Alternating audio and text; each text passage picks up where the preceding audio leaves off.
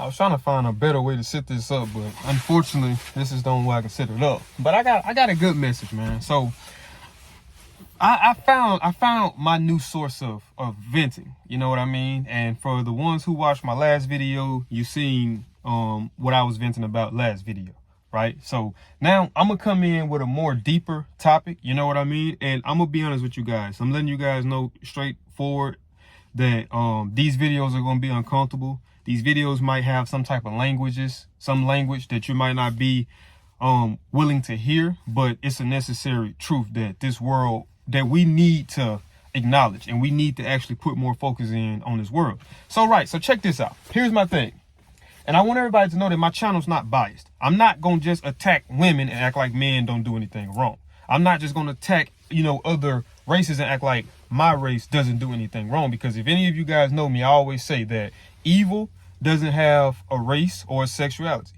Kindness doesn't have a race or a sexuality. You know what I mean? So any person can be kind, any person can be evil, regardless of the race or the sexuality, right? So this is what I'm hitting with today, right? So I'm a 27-year-old man, and I was raised predominantly, for the most part, I wouldn't even say for the most part, I was primarily raised by a single woman.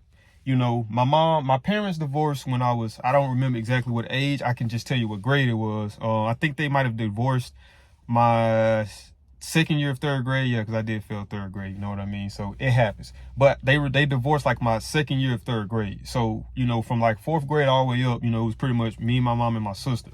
I think my sister might have left and went to the military, I believe, my 8th grade year, going into my freshman year of high school. But it was for the most part my mom. So my dad is still alive. My dad is not in jail, but for whatever reason, I don't know, and my dad still hasn't really gave me that clarity about why he wasn't present in my life. And it's like, here recently I have kind of, after a while, I was able to kind of suppress the feelings, and sometimes they would kind of, it would be days where it would kind of irk me, but for the most part, I was able to suppress my feelings. I want to, I want to look a little cool. But yeah, for the most part, I was able to suppress my feelings, but here recently, it's a guy, I'm gonna call him one of my buddies. His son plays football, and I've been kind of like just looking at him and his son's relationship, and I mean, he's been there with his son since day one. I'm talking about pictures of him when he first started playing football up until he just graduated high school. And like I was telling him, and he was surprised at what I was saying, and I was telling him, I was like, I never seen a relationship like that in person between a father and his son. From my experiences and from all of my buddies and my cousins, we never seen that.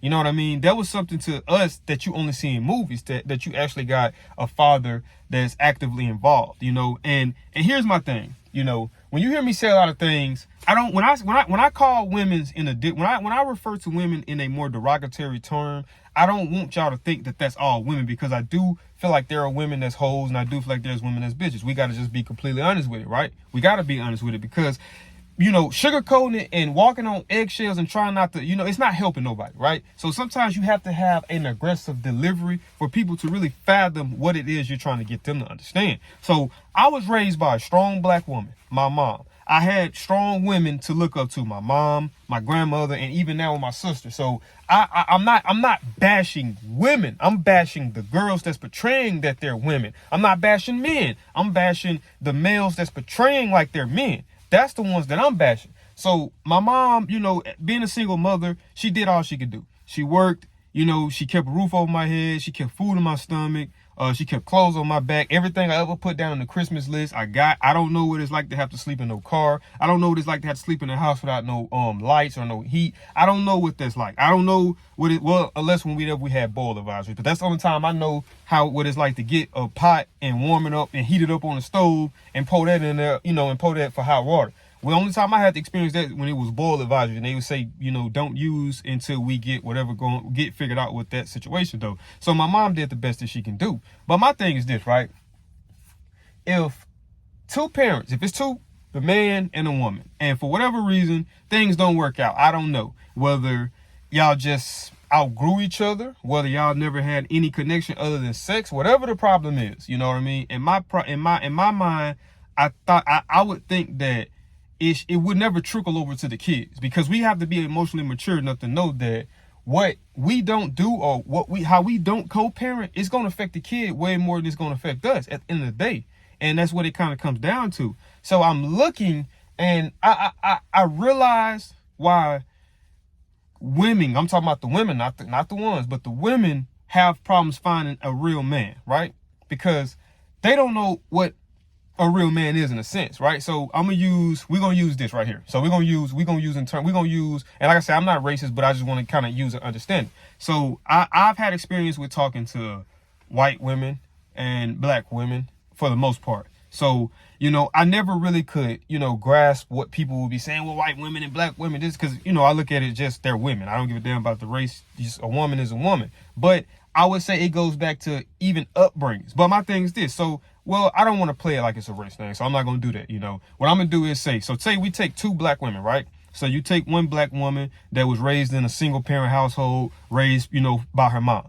You take the other black woman who was in a two-parent household her whole life. Her dad was involved in every aspect. Her dad got up, went to work, came home, spent time with them, cooked breakfast, lunch, and dinner. And this was done all their lives. Every time they called Dad, I need help with this. Dad coming to, helping my dad, showing them how to fix tire, switch a tire of your car. Dad showing them how to put gas in your tank. Dad showing them how to put air in your tire. Dad showing them how to work a drill. Dad is preparing them for life without him. So they don't have to be predominantly dependent on the man to do all those things because they can do for themselves, right? So growing up in that two-parent household, this girl right here, she's experiencing what a real man really is, right? So she sees it. So when I'm talking to my sister, I came to the realization that my sister told me, and this is coming from a strong black woman, independent black woman, that every woman, regardless if they say it directly, wants to be submissive. Now, the thing is finding a man worthy of being submissive too. So here he goes. This girl right here who grew up in a two-parent household, right? She saw all of this from a man, which is her father, right? So it's easier for her to be submissive because she has an idea of what a man is. I'm not talking about a man, body-wise, I'm not talking about a person with a penis. I'm talking about actual man being involved with your life, and the things that you see. You don't have to worry about if I have an unwanted pregnancy, I don't know if he's gonna be in. I don't know if he's gonna be involved, because you see how he treats his mom, you see how he treats his sister, you see how he treats his cousin, you see how he treats other people. So that this is a solid stand-up man. However, you take this girl right here that didn't grow up in that environment, that didn't have that two-parent household. Now she's being led by her mom, right? So a lot of times, let's say the mom kind of had bad habits. So she's kind of picking up on that. So she's looking at where her mom settles for. So her mom might settle for what? You might want to say like the typical quote unquote thug type of dude, right? So that's an idea of what she thinks a man is, but she doesn't really know that ain't no man, but that's all she know is that, and that was me. Like growing up, I never had a consistent positive male role model in my life. I never did. Like I had my pawpaw. My pawpaw was a positive, consistent role model. But at the end of the day, the age gap from me to my pawpaw, I wasn't admiring and saying I want to be like my pawpaw. Obviously, I'm saying I want to be like my uncles. I'm saying I want to be like my cousins. I'm saying I want to be like all these people who are only giving me advice that's detrimental in life. Like sleep with as many females as you can. Don't tolerate no disrespect. Like don't go tatted. Don't be no snitch. All these things. A man can't cry. A man can't get pedicures, manicure. A man can't get his eyebrows done. A man can't shave his legs. A man can't do all these so quote unquote, these too tough bravado. A man can't do those type of things. And it's like, but where in any of that, where are some life lessons that actually matters outside the bullshit, right? I never had any of them show me how to work no drill. I never had any of them to really show me how to fight. I never had any of them show me how to do any type of homework. I never had any of them to show me how to do anything positive. All I ever heard them say was negative shit. Now, I'm not going to sit there and say that I was at a young age and they handed me blunts, they handed me alcohol. No, that wasn't the case. But like the quote says, children mimic what they see and they repeat what they hear. So you're hearing this and you're going to repeat that, right? And you're seeing this and you're going to repeat that. So that's where the influence comes into play. And it's a lot of it is negative influence, but that's where the influence comes into play because I never had that, right? So it's like I feel like going back to that, you know what I mean? I'm just kind of trying to get y'all to understand how important it is for a father to be in his kid's life. So, you know, now this girl right here who was in that single parent home, now she got to go through hell and high water. She got to go through, you know, having a baby by a motherfucker that ain't shit, a motherfucker that ain't gonna be in his kid's life, and that ain't gonna do nothing but to repeat the cycle of what he went through. You see what I'm saying? So it's like, at some point, where do these so-called men man up? Because y'all say y'all a man. Y'all say y'all, like, this is my thing. I'm a person like this, right? I'm all about actions. I don't really give a fuck about what a person says. I give a fuck about what a person does, because what people say and what they do most of the time are the complete opposite, right? That's completely opposite. Now, I feel like the people that speak and you gravitate towards them are the people who actually is walking in whatever it is that they're saying. So a motherfucker who telling you this and who telling you that, and it don't really resonate with you, it's because he's repeating what he heard. You know, he wants to sound like he got it figured out. He wants to sound like he's deep. But then when you actually realize that this motherfucker ain't nothing but a false prophet trying to portray whatever the fuck he's trying to portray, or get whatever he's trying to get and benefit, right? You know, so it's just the men of today's world, man, are weak. Like, they really are. I see it every day. I see it. Like, I heard one guy say, a young guy, he doesn't do manual labor. I'm just looking like, huh? You're a man saying you don't do manual labor.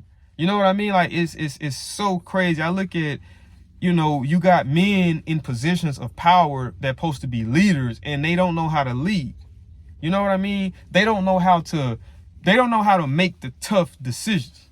You know what I mean? So it's like, you got the blind leading the blind. You know, you don't have no good leader, a person that you can look up to and go to for answers on things, and they give you some solid advice, some stuff that can actually, you know, make you put things in perspective and like that. You know what I mean? Let me take a little sip. Getting a little cotton mouth, man. Getting a little cotton mouth. But y'all let me know anything, y'all opinion on things. Anything I'm saying, feel free to comment, man. I want the interactions.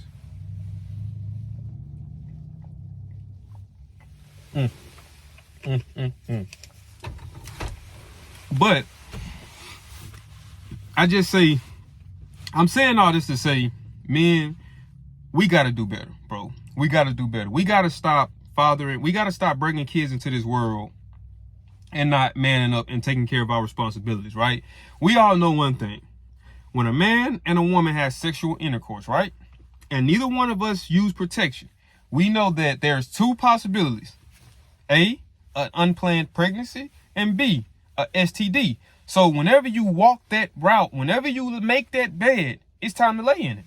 It's time to lay in it now, because you knew this going into it. So I don't want to hear the white man got me set up in this trap, this, that, and the third, because you ain't the only person that's getting caught up in that trap, and you're the one who getting caught up in the trap. Ain't nobody putting no gun in your head and forcing you into that trap. You're willingly walking into that trap, and then when the responsibilities come into play, now you want to be ghost. Now you want to be absent. Now you want to be this and that. I look at it all the time. You see fathers posting this and that on their Instagrams and on their Facebooks and don't know what the fuck is going on in their kids' lives. They can't tell you what their kid favorite food is. They can't tell you what their kid favorite drink is. They can't tell you what their kids want to be when they grow up. They can't tell you any of that because they're not involved.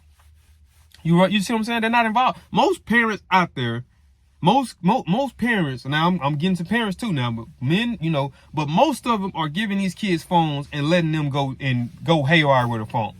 You know, like I was talking to somebody last night, and I was just letting them know, like, with social media and with stuff now, the kids are so much, they're influenced by so much different shit now, because it's like, growing up, when we couldn't watch porn like that, like, we had to know somebody who had some porn, like our uncle or somebody who got some DVDs or something like that to watch. We didn't have the access. These kids nowadays got access of all this stuff on their phone. They can watch, you know, sex at a young age. They can watch people being killed on the, you know, on the black web at a young age. They get exposed to a lot of more shit visually than we did, because we just didn't have the access to the things that can expose us to that. You know what I mean? But then again, like I say, it all comes down to having a positive role model. And it's not just for men, it's not just for boys, it's for women too. Because like I say, I got to thinking about my sister.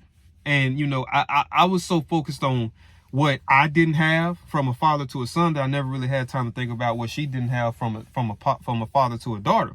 So my sister really she's never had anything to look at as far as saying this is how a man treats a woman.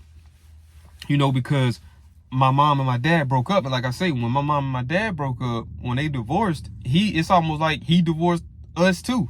You know what I mean? Like, it was, you know, you rarely hear from him. And then when you hear from him, it was like never, you know, consistent, or it was never nothing to really leave an impact on you. You know, after so long, like I said, a complicated question is, how long can you love somebody that love somebody or something that don't love you back?